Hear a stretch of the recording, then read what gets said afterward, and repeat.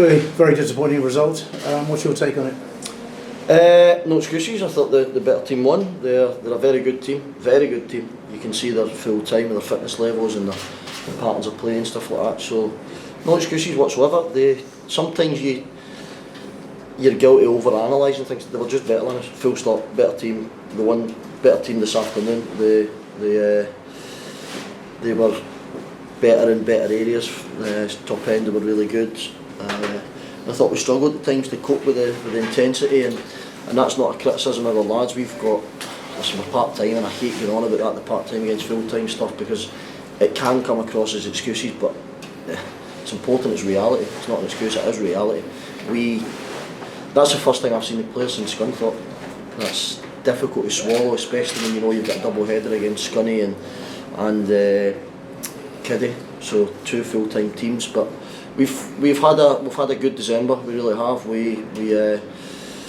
The biggest compliment I can pay, and this isn't a compliment towards me or anything, it's towards the group and the club. We genuinely thought going into today's game that there was a belief that we could win the game. So I don't know if that's been the case in the last 20 months before we took over. So we're in a really, really good position for what we have, for obviously part-time stuff, and so the bigger picture is the best team won by no means. I'm not going to sit here and try and dress it up. I think the refs admitted the first goal was a pull on Dylan Mitchell, which we're disappointed with, but better team won. You mentioned the first goal. There might have been a pull in there, but it was some finish, wasn't it? It was a great finish, yeah. They scored 2 of the 3 goals was really good goals from 25-30. It was a brilliant finish. We were disappointed with the decision. We'd asked the fourth official, and he had said there was a pull but not enough. I don't know what that means, to be honest. If there's a pull, there's a pull. And then just in the passing before going into the dressing room, I had asked the referee just to confirm if there was a pull, and she did. She confirmed yes, there was a pull. However, not enough to give a foul. So again, I don't really get what that means, but I'm not going to sit here and moan over that. Kiddie were a much better team than us today. They deserved to win, and they'll be really pleased with the 3 points. I thought in each half, the first 15 minutes of it, Kiddie started probably far better than Hereford. I suppose the turning point could have been if Tate Campbell's effort that hits the bar right on the stroke of half time. If that goes in, maybe it's a different game. Could have been, yeah, it could have been, but again, I don't think we created anything at all throughout the game. Tate's like their first goal was a moment of excellence from 25-30 yards. Tate's is a moment of individuality, 25-30 yards. It goes in, the game changes absolutely.